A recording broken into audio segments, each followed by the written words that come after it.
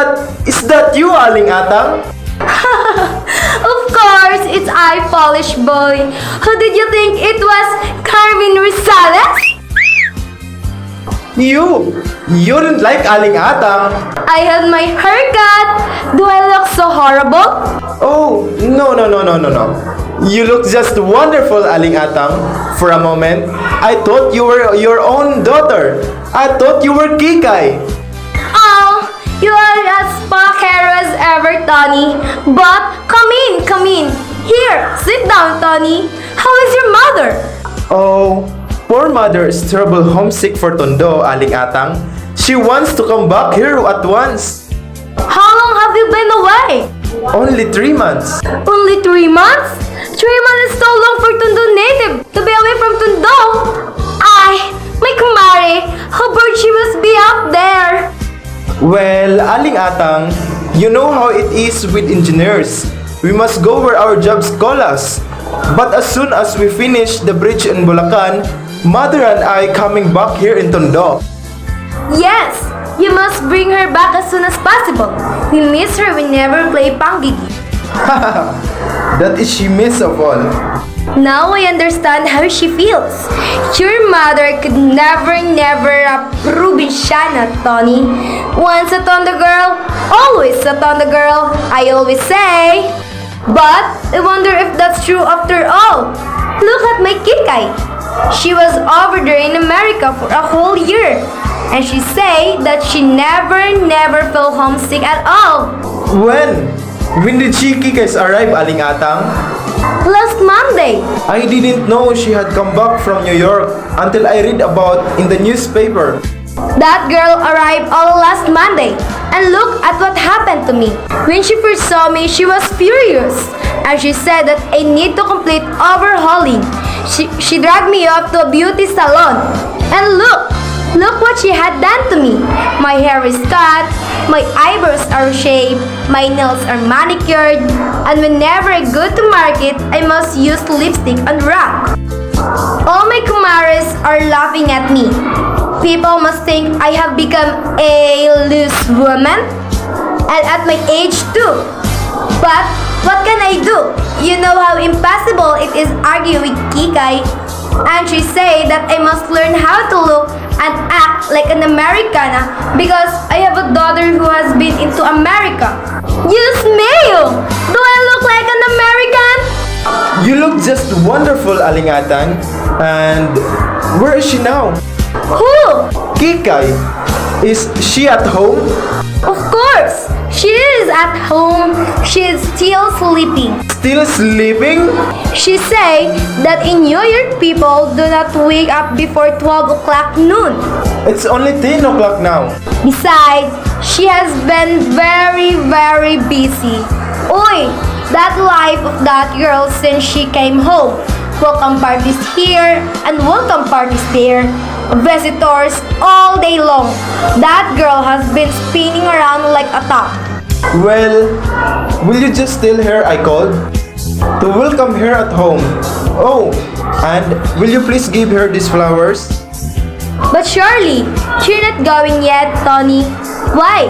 You and she grew up together.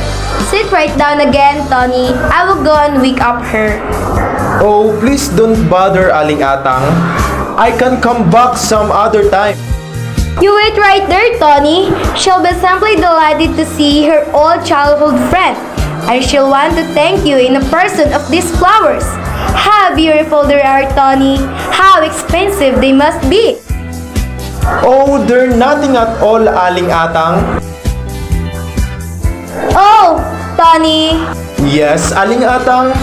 You mustn't call me Aling Atang. Why not? Kikay doesn't like it. She say, I must tell people to call me Mrs. Mendoza. She say it's a more civilized form of address. So, and especially in front of Kikay, you must call me Mrs. Mendoza. Yes, yes, Mrs. Mendoza. Well, wait just a moment and I will call Kikay. Oh, and Tony, Yes, yes, Mrs. Mendoza. You must not call Kikay, Kikay. And what shall I call her? You must call her Francesca. Francesca? Not Francesca, Francesca. But why Francesca? She say that in New York, everybody calls her Francesca. That is how all these Americans in New York pronounce her name. And all she wants everybody her to pronounce it in the same way. She say it sounds so chichi, so Italian. Do you know that many people in New York thought she was an Italian from California? So be sure and remember, do not call her Kikay. She hates that name. Call her Francesca. Yes, Mrs. Mendoza. Now, wait right here while I'll call Francesca. Ay, Dios mío! Never mind, Mrs. Mendoza. I'll answer it. Just tell them to wait, Tony.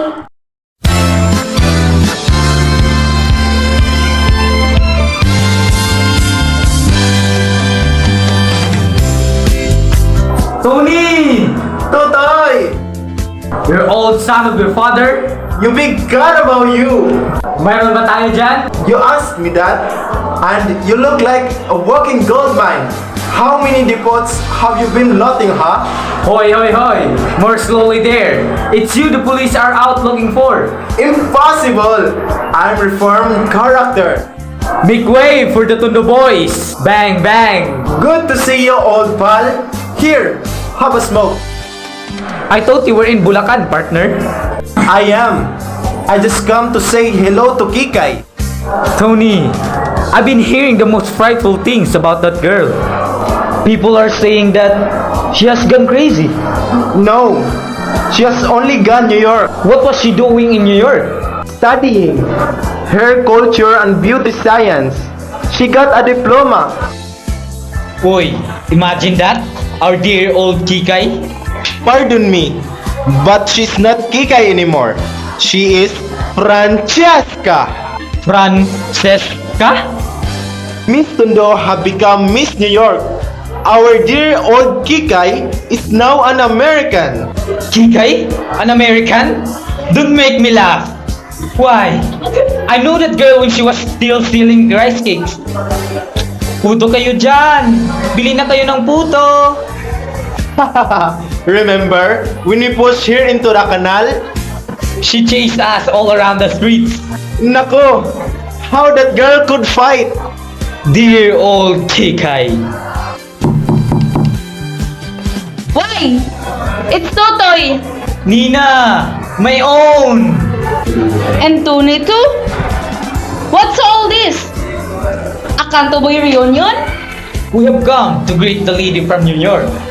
So have I. Is she at home? Aling Atang is trying to wake her up. Wake her up? She's still dreaming? No, she's awake already. She's changing. Good morning, Nina. Good morning, Totoy. Well, Totoy. Well, Nina. I said good morning. Why are you staring at me like that? Is that you, Aling Atang? Good God! It is Aling Atang. Totoy, Aling Atang now prefers to be called Mrs. Mendoza. Oh, Tony, you are now it's not but Chica who prefers it. She was delighted with these flowers. Tony, she thanks you very much. Nina, if you don't stop gapping at me, I'll pinch you. How do you used to pinch me, Aling Atang? When I was a little girl. You were a very naughty girl, always fighting with Kikay. You were all very naughty children. This one, especially, always sneaking into our backyard to steal mangoes from our mango tree. Do you still have the mango tree? Yes, it's all out there in the backyard. Come on, Nina! Let's steal their mangoes! You just strike. I still run as fast as ever. See, if I don't catch you again and pull your pants off. But I wear suspenders now, Mrs. Mendoza. Oh, you rascal! Come with me to the kitchen. Why? To pull my pants off? No, idiot! I want you to help me to carry something. Aling Atang, don't prepare anything for us. We're not visitors and we're not hungry. It's only orange juice, Nina. I was preparing some for Kikay. She takes nothing else in the morning. She say that in New York, nobody eats breakfast. Come along, Totoy. Well, Tony. You shouldn't have come today, Nina. Oh, why not? I haven't talked to Kika yet. You haven't talked to Kika yet? I thought you were going to come here and tell her everything last night. I lose my nerve. I didn't come last night. Oh, Tony! Oh, Tony, use your head, Nina. Who ever heard of a man breaking off his engagement with a girl? It's usual. And, my God, it's not easy. Are you in love with Kika or with me? Of course, I'm in love with you. I'm engaged with you. Yes, and you were engaged to Kikay too. But that was a years ago. Oh, you wolf! Nina, you know I love you. Only you. How could you have the nerve to propose to me when you were still engaged to Kikay? I wish I had never told you. This is what I told, being honest. Honest? You call yourself honest?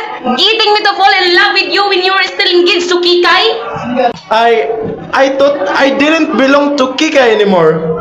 It was only a secret engagement anyway. I promised to her just before she left for America, and she said we must keep our engagement a secret until she come back. But when she had been there a couple of a month, she stopped answering my letters, so I considered myself a free man again. And you proposed to me, Yes, and then asked me to keep our engagement a secret. because right afterward, I found out that Kikayo was coming back. I'm tired of being secretly engaged to you. What fun is being engaged if you can't tell everybody? Just give me a chance to talk to Kikay and explain everything to her. Then, you and I will announce our engagement. Well, you better hurry. I'm getting impatient. The trouble is, how can I talk with Kikay now? Why not? Well, you are here, and Totoy is here. You don't expect me to yell Kikay in front of everybody, do you? You want me and Totoy to clear out? No, just give me a chance to be alone with Kikay for a moment. I'll take care of Totoy. That's good. Just leave it to me. Puto kayo dyan! Bili na kayo ng puto! Listen, everybody. Here comes Kikay, but she prefers to be called Francesca. Nina, my dear, but how cute you've become! Anthony, my little fellow of the valley, how are you? And Totoy, my, how ravishing you look! Goodness, you look like a Tondo Super production and Technicolor. But sit down, everybody. Do sit down and let me look at you. Oh, Mamshi! What's the matter now? How many times must I tell you? Mamshi dearest, never serve fruit juice in water glasses. I couldn't find those tall glasses you brought me home. Oh, my poor little Mamshi. She is so clumsy. No, but never mind. Dearest, don't break your heart about it. Here, sit down. No, I must be going to the market. Oh, Mamsi, don't forget my celery. I can't live without celery. I'm like a rabbit. Munch all day. Well, if you people will excuse me, Tony, remember me to your mother. And remember, Mamsi, a little bloom on the lips, a little bloom on the cheeks. Oh, Kikay, do I have to? Again, Mamsi? Do I have to paint this old face of mine? Francesca? But how deadfully she puts it. Oh, Mamsi, Mamsi, what I'm going to do with you? I give up. Poor Mamsi, she's quite a problem. Oh, does anybody have a light? Merci. Huh? I said merci. That means thank you in French. Mercy. Tell us about New York. New York! New York! How long did you stay there? 10 months, 4 days, 7 hours, and 21 minutes. And she's still there? In her dreams? Yes, I feel as if I still living there. As though I had never left. As though I had lived there all my life. But I look around me. And I realize that no, I'm not there. I'm not in New York. I'm here. Here. I'm home. They tell me, home. But which is home for me? This cannot be home because my heart aches with homesickness. I feel myself to be an exile. Yes, a spirit exile. My spirit for its true home across the sea. New York? My own dear New York? I don't think we ought to be here at all, boys. Yes, you shouldn't disturb her. And leave her alone with her memories. Is that the girl we used to go swimming with the mud buddies? New York. My own dear New York. Listen. Oh, listen. Now, in New York, it's springtime. It's spring in New York. The dishes are just offering in Central Park. And out in Staten Island, the grass is green again. Oh, we have a panic costume in New York. An old and very dear custom. When spring comes around each year, we, New Yorkers, we make a sort of pilgrimage to an old tree growing down by the battery. Oh, it's an old tree. It's been growing there ever since New York was New York. And we, New Yorkers, we call it our tree. Every spring, we go down to say hello to it and to watch its first green leaves coming out. In a way, that tree is our symbol for New York, undying immortal, forever growing and forever green. But please forgive me. Here, I am going sentimental and just moaning away over things you have no idea about. No, you can understand this emotion I feel for our dear old tree over there in New York. Oh, but I do. I understand perfectly. I feel that way too about our tree. About what tree? Our mango tree. Kikay, have you forgotten about it? Why you and used to go climbing up there every day and gorging ourselves on green mangoes? Aling Atang once caught me climbing the tree and she grabbed my pants and off they came. And Kikay and me were rolling in the ground, simply hysterical with laughter. And Totoy, you keep shouting, "Give me back my pants! Give me back my pants!" But wait a minute. What is this tree you're talking about? Our mango tree, Kikay. The mango tree out there in your backyard. Of course not. They completely different. I don't feel any emotion for this old mango tree. It doesn't awaken in any memories for me at all. Well, it does. For me, such happy memories. I really much run out to the backyard and say hello to it. You know, Kikay over here in Tondo, we have a funny custom. An old and very old custom. We make a sort pilgrimage to a sell old mango tree growing in a backyard. And for us here in Tondo, that tree is our tree. In a way, it is a symbol. Miss selling Nina. Look who's talking. Oh, You people can't understand at all. Of course not. We've never been to New York. That's it. Exactly. Until you've been to New York, you can't understand ever.